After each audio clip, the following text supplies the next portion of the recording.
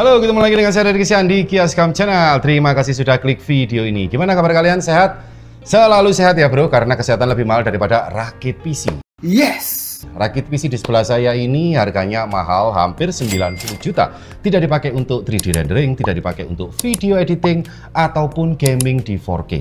Ini dikhususkan untuk data center. Jadi menampung data dari banyak orang. Mungkin jutaan, bisa juga miliar ya bro ya. Kalau sudah masuk ke data center, berarti storage nomor satu. Yang membuat mahal ini bukan di GPU, bukan di CPU, bukan di motherboard. Tapi yang membuat mahal ada di storage-nya ini. Nah, ini sama di bagian bawah. Ini memakai 12 piece storage, hampir 90 juta. Dan ini termasuk data center paling murah, custom. Kalau data center yang benar, memakai prosesor yang benar-benar server. Terus motherboardnya server. Tapi ini combine bro. Jadi biar dananya cukup untuk data center, dia mengcombine antara prosesor gaming, motherboard gaming dengan beberapa part server. Makanya bisa reduce harganya di hampir 90 juta bro. Kira-kira apa aja isinya? Kita akan ulas. Check it out.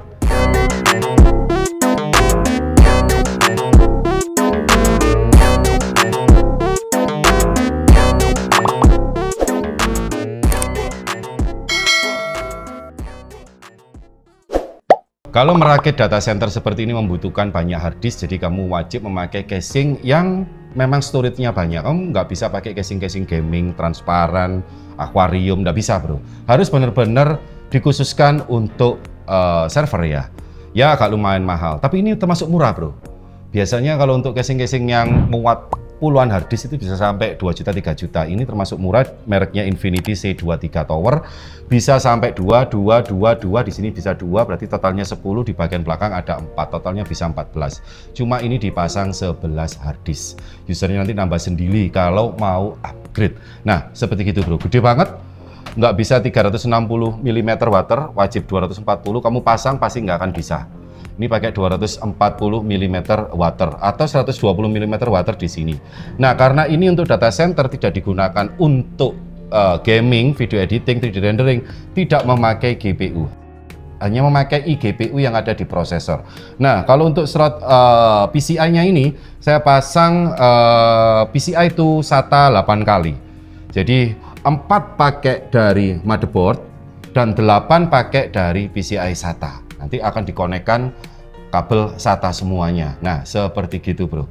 Terus kalau untuk speknya ya, ini speknya pakai prosesor Ryzen. Sebenarnya kalau mau lebih baik, kamu bisa pakai AMD EPYC atau Threadripper lah ya.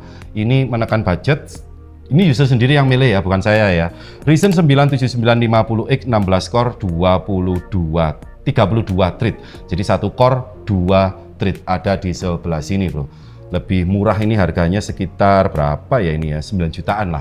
Sebenarnya kamu bisa ambil 9950X, cuma memang dari usernya itu maksimalnya 90 juta. Jadi ya harus menurunkan prosesor. Karena kalau kantor itu sudah ada budget bro.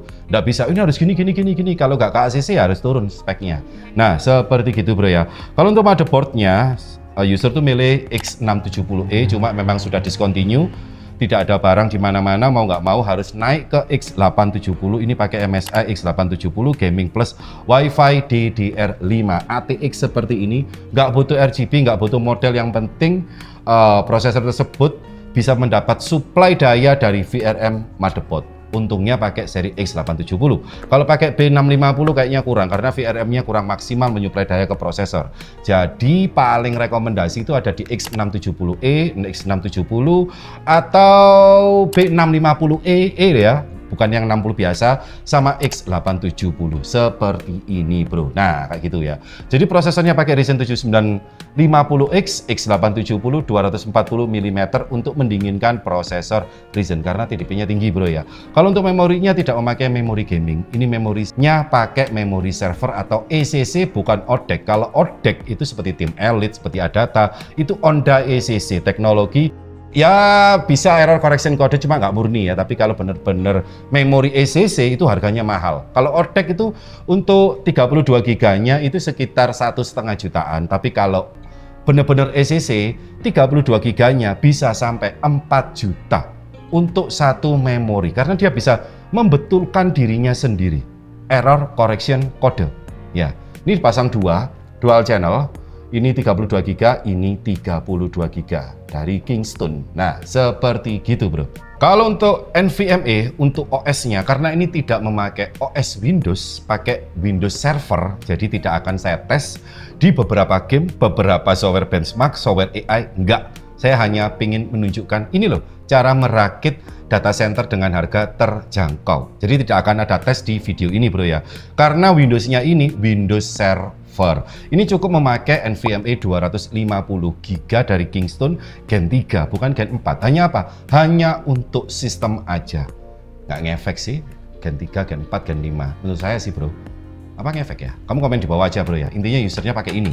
Terus kalau untuk harddisknya, nah ini yang bikin mahal, bro ya. Harddisknya memakai harddisk Seagate Iron Wolf Pro Series NAS 10 tera kali 11. Berarti 110 tera. Satu harddisknya 4-5 juta. Bukan harddisk yang apa ya, PI distributor yang 4 tera cuma 1 juta atau 8 tera cuma 1,5 juta, itu kan garansi busuk ya. Atau mungkin pakai WD Blue atau pakai Seagate yang MFI tapi yang biasa 1 tera 2 tera, beda, bro.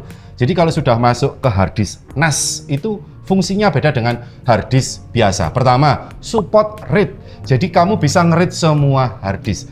Tahan goncangan. Speednya lebih rendah. Kalau harddisk biasa, speednya lebih tinggi. Tapi kalau harddisk ini, speednya lebih rendah. Biar apa? Biar awet dipakai berbulan-bulan. Bahkan bisa juga ini 1 tahun nggak mati nih, bro. Makanya beda dengan harddisk biasa. Speednya lebih rendah, bisa di-read, tahan goncangan, memang dirancang untuk server atau NAS. Sudah spesifik gitu loh, bro. Yang paling penting itu ya tahan namanya dan tahan goncangan. Jadi kalau servermu banyak, kalau server Google kena gempa gini, wah harddiskmu ngorat-marit, bro. Bang, kenapa nggak pakai NVMe aja langsung? 4 teranya banyak, pakai PCI itu NVMe sekali pasang langsung 4 gini kan lebih kencang, beda, bro. NVMe itu ada namanya terabyte write. Jadi pada waktu dia menyentuh terabyte write tertentu, speednya akan turun, bukan rusak. Ya ada yang rusak, tapi speednya akan turun. Tapi kalau harddisk mechanical seperti ini, panjang, bro. Bisa sampai 10 tahun, bisa sampai 20 tahun. Bedanya di situ. Makanya kalau kamu punya PC dan itu tidak dipakai untuk read write, pakai aja harddisk Seagate yang ori, ada logo MFI, atau pakai WD, ada logo ori. Wow, itu tahan lama.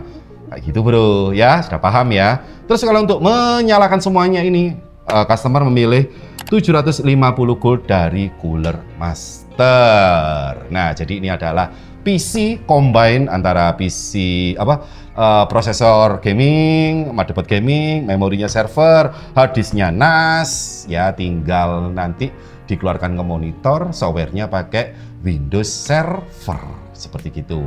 Nah, kalau untuk bagian belakang itu seperti ini. Nah, rapi ya. Nah, ini ada tambahan harddisknya, di sini power supply, ini bisa SATA, ini bisa SATA. Ini bagian belakangnya seperti ini. Kalau kalian ingin bikin data center versi budget, kalian bisa menggunakan seperti ini. Bang, kalau misalkan rekomendasinya gimana? Kamu bisa pakai AMD EPYC, kamu bisa pakai Threadripper. Itu sudah quad channel, bro. Ini dual channel. Kamu bisa pakai Xeon. Nah, itu sudah quad channel. Tapi kalau kamu ingin budget, yang penting harddisknya NAS, memorinya SSD, bisa recovery sendiri, ya sudah. Ini minusnya cuma prosesornya bukan prosesor server. Jadi dia tidak punya sistem keamanan seperti AMD EPYC. Itu punya sistem keamanan namanya Infinity Guard. Data itu sebelum booting sampai masuk ke Windows itu sudah diamankan dengan prosesor AMD EPYC. Mulai perlindungan apalah berlapis-lapis, ya kamu bisa lihat gambar di sebelah sini. Jadi perbedaannya prosesor khusus server, prosesor khusus gaming seperti itu. Versi budget, bro. Oke, kalau kalian tertarik, hunting di bawah, cari yang termurah, toko-toko yang toko-toko yang bisa ngerakit server. Semua bisa sih, bro. Semuanya bisa, saya bisa. Toko sebelah bisa, toko Jakarta bisa. Semuanya bisa lah intinya. Intinya seperti gini lah racikannya. Gampang banget kok. Oke, saya Deddy Christian di Gascom Channel. Salam teknologi.